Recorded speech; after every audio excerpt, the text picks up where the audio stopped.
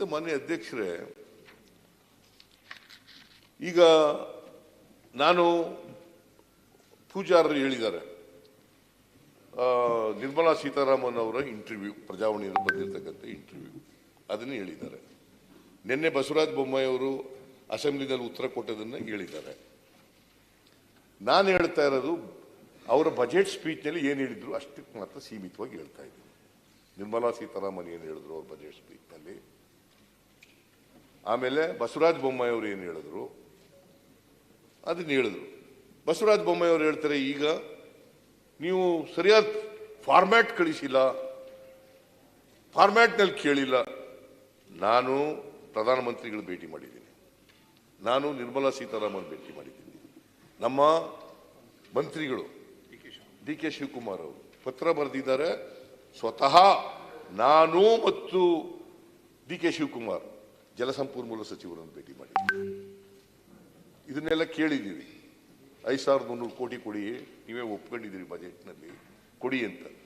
ಈಗ ಇವರು ಇಲ್ಲ ಸರಿಯಾಗಿ ಕೇಳಲಿಲ್ಲ, ಇವ್ರನ್ನೇ ಕರ್ಕೊಂಡು ಹೋಯ್ತು. ಇವ್ರು ನಿಮ್ಮ ಲೀಡರ್ಶಿಪ್ನಲ್ಲಿ ಹೋಗೋಣ, ಕೊಡಿಸಿಯಪ್ಪ 5,300 ಕೋಟಿ ರೂಪಾಯಿನ ಕೊಡಿಸಿ, ನಮ್ಗೇನು ರಾಜ್ಯಕ್ಕೆ ಬರಬೇಕು ಅಷ್ಟೇ. ಇವ್ರ ಲೀಡರ್ಶಿಪ್ ಆದ್ರೆ ನಮ್ಮ ಲೀಡರ್ಶಿಪ್ ಆದ್ರೇನು, ಅವ್ರ ಲೀಡರ್ಶಿಪ್ನಲ್ಲೇ ಹೋಗೋಣ.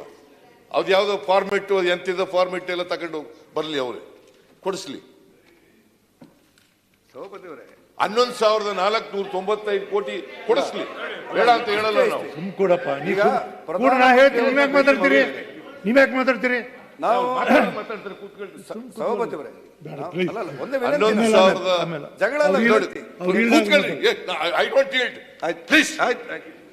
ಸ್ವಲ್ಪ ಕೋಪ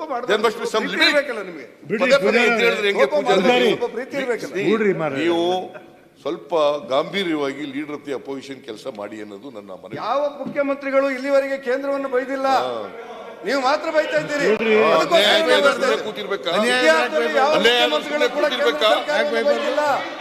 ಇತಿಹಾಸದಲ್ಲಿ ಯಾರು ಕೇಂದ್ರ ಸರ್ಕಾರವನ್ನು ಈ ಮಟ್ಟದಲ್ಲಿ ಬೈದಿಲ್ಲ. ಅವ್ರು ಹೇಳುವಾಗ ಹೇಳಿ. ಮಾನ್ಯ ಸಭಾಪತಿಯವರೇ, ನನಗೇನಿಲ್ಲ, ಅವ್ರ ಲೀಡರ್ಶಿಪ್ನಲ್ಲೇ ಹೋಗ್ತೀವಿ ನಾವು ಕೇಂದ್ರಕ್ಕೆ. ಪ್ರಧಾನಮಂತ್ರಿಗಳು ಭೇಟಿ ಮಾಡಲಿಕ್ಕೆ ಅಪಾಯಿಂಟ್ಮೆಂಟ್ ಕೊಡಿಸ್ಲಿ, ಆಮೇಲೆ ನಿರ್ಮಲಾ ಸೀತಾರಾಮನ್ ಭೇಟಿ ಮಾಡಲಿಕ್ಕೆ ಅಪಾಯಿಂಟ್ಮೆಂಟ್ ಕೊಡಿಸ್ಲಿ. ಅವರ ಲೀಡರ್ಶಿಪ್ನಲ್ಲೇ ಕೂತ್ಕೊಂಡು ಕೇಳೋಣ, ನೋಡಮ್ಮ ತಾಯಿ, ನೀವು 5,300 ಕೋಟಿ ರೂಪಾಯಿ ಹೇಳಿದ್ರಿ, ಅದನ್ನು ಕೊಡಿ ಅಂತ ಕೇಳೋಣ. ಆಮೇಲೆ 6,000 ಕೋಟಿ ಇದಕ್ಕೆ ಕೊಡ್ತೀವಿ ಅಂತ ಹೇಳಿದ್ರಿ, ಟ್ಯಾಂಕ್ಸ್, ಪಿರಪಿರಲ್ ರಿಂಗ್ ರೋಡ್ಗೆ ಮತ್ತೆ ಟ್ಯಾಂಕ್ಗಳ ವಿರುದ್ಧ ಕೊಡಿ, ಅದನ್ನು ಕೊಡಿ. 5,300 ಕೋಟಿ ಕೊಡಿ, 4,595 ಕೋಟಿ ರೂಪಾಯಿ ಕೊಡಿ, ಇವೆಲ್ಲ ಕೊಡಿ ಕರ್ನಾಟಕಕ್ಕೆ ಅಂತ ಕೇಳೋಣ. ನಿಮ್ಮ ಲೀಡರ್ಶಿಪ್ನಲ್ಲೇ ಹೋಗೋಣ. ನಾವು ನಮ್ಮ ಲೀಡರ್ಶಿಪ್ನ ನಾವು ಹೋದಾಗ ಕೊಟ್ಟಿಲ್ಲ ಅವರು. 11,495 ಕೋಟಿ ರೂಪಾಯಿನ ಇವತ್ತಿನವರಿಗೆ ಕೊಟ್ಟಿದ್ದಾರಾ? 15ನೇ ಹಣಕಾಸು ಅಂತ ಇವತ್ತಿನವರಿಗೆ ಕೊಟ್ಟಿದ್ದಾರಾ? ಕೊಟ್ಟಿಲ್ಲ ಅನ್ನೋದು ಸತ್ಯ. 5,300 ಕೋಟಿನಲ್ಲಿ ಇವತ್ತಿನವರಿಗೆ 21 ಫೆಬ್ರವರಿ ತಿಂಗಳವರೆಗೆ ಕೊಟ್ಟಿಲ್ಲ. ಬಜೆಟ್ನಲ್ಲಿ ಹೇಳಿರ್ತಕ್ಕಂಥ ಹಣ ಅದನ್ನ ನೀವು ಕೊಡಿಸ್ಕೊಡಿ, ನಾನು ನಿಮಗೆ 100 ಕೋಟಿ ನಮಸ್ಕಾರ ಹೊಡಿತೀನಿ ಆನ್ ಬಿಹಾಫ್ ದಿ ಕನ್ನಡಿಗರ್ಸ್. 100 ಕೋಟಿ ನಮಸ್ಕಾರ ಹೊಡಿತೀನಿ. ಅದನ್ನ ಹೇಳಿದ್ರೆ ತಪ್ಪ?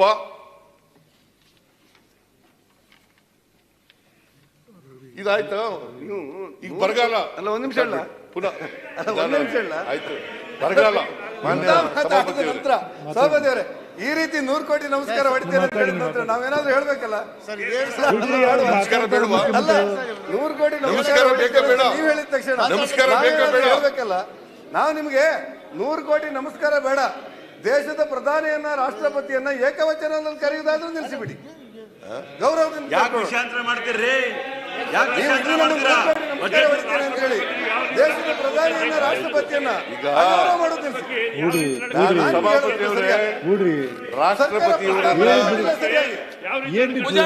ನಾವು ರಾಷ್ಟ್ರಪತಿಯವರನ್ನ ಬಾಯಿ ತಪ್ಪಿ ಹೇಳಿದ್ದು ನಿಜ, ಅದರಲ್ಲಿ ಹಿಂದೆ ಮುಂದೆ ಹೋಗಲ್ಲ.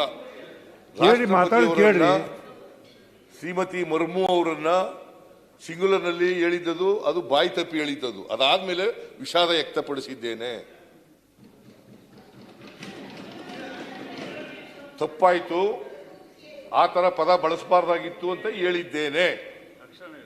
ತಕ್ಷಣ ಹೇಳಿದ್ದೇನೆ. ಮತ್ತೆ ಇಲ್ಲಿ ಪ್ರಸ್ತಾಪ ಮಾಡಬೇಕಾದ ಅಗತ್ಯ ಏನಿದೆ? ಅದಾಯ್ತು.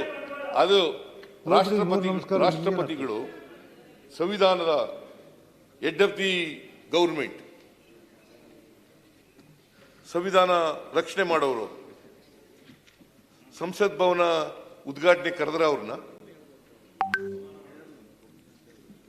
Is it not a disrespect to the chair?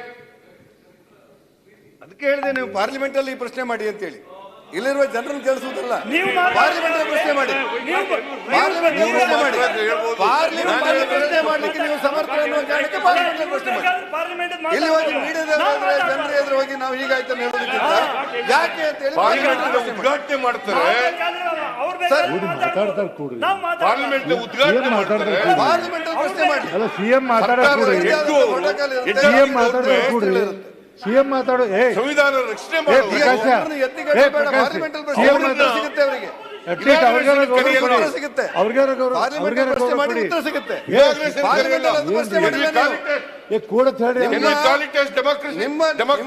ನಿಮ್ಮ ಪಾರ್ಲಿಮೆಂಟ್ ಶಾಸ್ತ್ರ ನೀವು ಅಲ್ಲಿ ಪ್ರಶ್ನೆ ಮಾಡಿ. ನಾನು ಹೇಳ್ತಾ ಇದ್ದೆ, ಯಾವ ನೈತಿಕತೆ ಇದೆ? ನಾವು ನೈತಿಕತೆ ನಾವು ಹೇಳಿದ್ದು ಆ ಸಂವಿಧಾನಬದ್ಧ ಹುದ್ದೆಯನ್ನ ಅಗೌರವ ಮಾಡಿ ನಂತರ ಕ್ಷಮೆ ಕೇಳ್ತೇನೆ ಅಂದ್ರೆ ಏನರ್ಥ? ನಿಮ್ಗೆ ಕ್ಷಮ ಆಗಿದೆ. ಯಾಕೆ ಹೇಳಿದ್ರೆ ನೀವು ಅಲ್ಲಿ ಮಾತಾಡ್ಬೇಕಾಗಿತ್ತು. ನೀವು ಮಾತಾಡುವಾಗ ಪಾರ್ಲಿಮೆಂಟ್ ಮಾಡ್ತೇನೆ ಅಂತ ಹೇಳ್ತೀರಿ. ದೇಶ ವಿಭಜನೆ ಮಾಡ್ತೇನೆ ಅಂತ ಹೇಳುವಂತ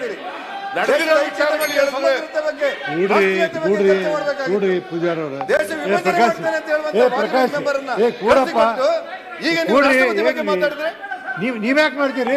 ನೀವು ಕುತ್ಕೊಳ್ರಿ. ನೀವು ಕೂಡ್ರಿ. ಪ್ರಕಾಶ್, ನೀವು ನಾವೆಲ್ಲ ಕೂತು ನೀವ್ ಯಾಕೆ ಇದು ಮಾಡ್ತೀರಿ? ಏನ್ ಮಾಡೋದಲ್ಲ ನಮ್ಗೆ. ಇದು ಬುದ್ಧಿವಂತರ ಮನೆ, ಜಾಣರ ಮನೆ. ಕೇಳಿ, ಬುದ್ಧಿವಂತರ ಮನೆ ನೋಡಿದ ಮೇಲೆ ಯಾವುದೇ ಮುಖ್ಯಮಂತ್ರಿ ಈ ಮನೆಯಲ್ಲಿ ನಿಂತು ದೇಶದ ಪ್ರಧಾನಿಯನ್ನು ಅಗೌರವ ಮಾಡಿದ್ದಿಲ್ಲ. ಈ ಬುದ್ಧಿವಂತರ ಮನೆಯಲ್ಲಿ ಗೌರವದಿಂದ ಬುದ್ಧಿವಂತಿಕೆಯನ್ನು ವರ್ತಿಸಬೇಕಾಗಿಲ್ಲ. ಬುದ್ಧಿವಂತರ ಮನೆಯಲ್ಲಿ ಮುಖ್ಯಮಂತ್ರಿಗಳು ಬುದ್ಧಿವಂತಿಕೆಯಿಂದ ಮಾತಾಡಬೇಕಲ್ಲ. ಯಾವುದನ್ನು ಮಾತಾಡಿಲ್ಲ, ಯಾವುದನ್ನು ಮಾತಾಡಿಲ್ಲ, ಸರಿ ಇಲ್ಲ, ಯಾವುದನ್ನು ಮಾತಾಡಿಲ್ಲ. ದೇಶದ ಪ್ರಧಾನಿ ಬಗ್ಗೆ ಮಾತಾಡುವಾಗ ಬುದ್ಧಿವಂತರ ಮನೆಯಲ್ಲಿ ಗೌರವದ ಶಬ್ದವನ್ನು ಬಳಸಬೇಕಾಗಿತ್ತಲ್ಲ. You are bringing disrespect to this house. This is called ಹಿರಿಯರ ಮನೆ, ಬುದ್ಧಿವಂತರ ಮನೆ, ಜಾಣರ ಮನೆ. ಅದೇ ತಪ್ಪಾಗಿದೆ. ವಿಚಾರವಂತರ ಮನೆ. ಜಾಣರ ಮನೆಯಲ್ಲಿ ಸತ್ಯಕ್ಕೆ ದೂರವಾದ ಮಾತನ್ನು ಆಡಬಾರದು. ನೋಡಿದಿರಿ, ಏನ್ ಬೇಕಾದ್ರೂ ಹೇಳ್ಬೋದು, ನೋಡಿದ್ರ ಮುಖ್ಯಮಂತ್ರಿಗಳು ಏನ್ ಬೇಕಾದ್ರೂ ಸುಮ್ಕೂಡ್ರಿ. ದಯವಿಟ್ಟು ಮುಖ್ಯಮಂತ್ರಿಗಳು ಮಾತಾಡುವಾಗ ಒಂದ್ ನಿಮಿಷ ಮುಖ್ಯಮಂತ್ರಿಗಳು ಕೂಡ ಬಳಸುವಂತ ಶಬ್ದ ಮಾತಿನ ಮೇಲೆ ಹಿಡಿದು ಮಾತಾಡ್ಬೇಕು. ಬುದ್ಧಿವಂತರ ಮಾತೆ ಅಂತ ಹೇಳಿ ಎಲ್ಲಾರು ಮೂರ್ಖರಿಲ್ಲ, ಎಲ್ಲಾರು ದಡ್ರಿಲ್ಲ, ಯಾರು ಮೂರ್ಖರಿಲ್ಲ, ಎಲ್ಲರೂ ಕೂಡ ಅವ್ರವ್ರ ಮಿತ್ತೊಳಗೆ ಕೆಲಸ ಮಾಡ್ತಾರೆ. ಮುಖ್ಯಮಂತ್ರಿಗಳು ಬಳಸುವಂತ ಶಬ್ದದ ಬಗ್ಗೆ ಗಮನ ಕೊಡಬೇಕು ಅಂತ ವಿನಂತಿ ಮಾಡ್ತೀನಿ. ಈ ತರ ಪ್ರಕಾಶ್ ಕೊಡ್ರಿ.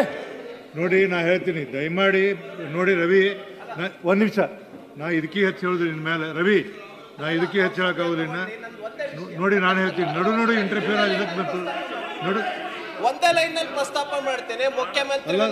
ಮುಖ್ಯಮಂತ್ರಿಗಳು ಮಾತಾಡ್ಲಿ, ಆಮೇಲೆ 2 ಗಂಟೆ ಮಾತಾಡ್ಲಿ, 3 ಗಂಟೆ ಮಾತಾಡ್ಲಿ. ಆದ್ರೆ ಕೇಂದ್ರ ಸರ್ಕಾರಕ್ಕೆ ಪ್ರಧಾನಮಂತ್ರಿಗಳಿಗೆ ಎಷ್ಟು ಗಂಟೆ ತಗೊಂಡಿದ್ದಾರೆ ಅನ್ನೋದು ಕೂಡ ತಾವು ಸ್ವಲ್ಪ ನೋಟ್ ಮಾಡಿ.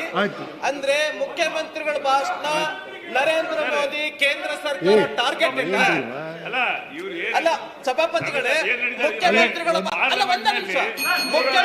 ಭಾಷಣ, ನರೇಂದ್ರ ಮೋದಿ ಕೇಂದ್ರ ಸರ್ಕಾರ ಟಾರ್ಗೆಟ್ ರಾಜ್ಯಪಾಲ ಭಾಷಣ ಅಂತ ಇಟ್ಕೊಂಡು ಸೀದಾ ಕೇಂದ್ರ ಸರ್ಕಾರದ ಉದ್ದೇಶ ಮಾತಾಡೋದು ಏನ್ ಹೇಳಿ ಹಿಡ್ಕೊಳ್ಳಿ ಬಾಯಿ.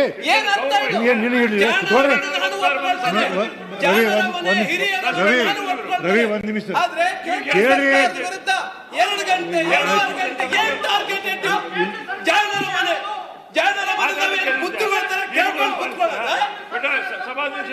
ಏನು ಕೇಳ್ಕೊಂಡು ಕೂತ್ಕೊಳ್ಳೋದ ಬುದ್ಧಿಗಳ ತರ 2.5 ಗಂಟೆ ಕೇಂದ್ರ ಸರ್ಕಾರದ ವಿರುದ್ಧ ಭಾಷಣ ನರೇಂದ್ರ ಮೋದಿ ಅವರ ಬಗ್ಗೆ 2 ಗಂಟೆ ಭಾಷಣ ಏನಿದು ಏನ್ ಅರ್ಥ ಇದು ಪ್ರಧಾನಮಂತ್ರಿಗಳು ತಪ್ಪು ಮಾಡಿದ್ರೆ ಹೇಳ್ತೀವಿ ಸಭಾಪತಿ ಸರ್ಕಾರ ತಪ್ಪು ಮಾಡಿದ್ರೆ ಹೇಳ್ತೀವಿ ಇದು ಸರಿಯಲ್ಲ ಒಂದು ನಿಮಿಷ it is not fair it is not fair ಕೇಂದ್ರ ಸರ್ಕಾರ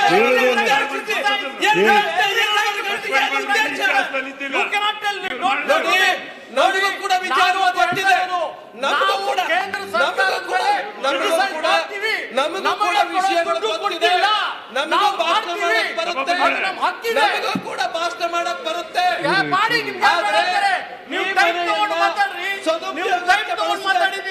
ಸಮಯ ಕೊಡಿ ನೋಡಿ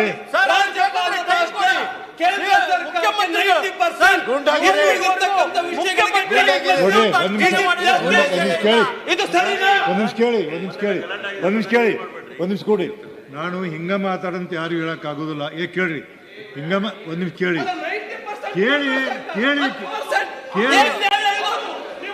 ನೋಡಿ ನಿಮಗೆ ಇದು ಬುದ್ಧಿವಂತರ ಮನೆ ಹೊರತು ಬೈಗುಳದ ಮನೆ ಅಲ್ಲ ಸಭಾಪತಿ ಅವರೇ. ಇದು ಬುದ್ಧಿವಂತರ ಮನೆ ಆದ್ರೆ ಬೈಗುಳದ ಮನೆ ಅಲ್ಲ.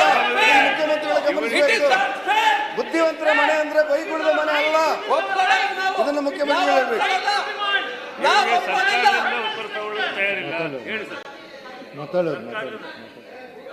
ಕೊಡ್ರಿ.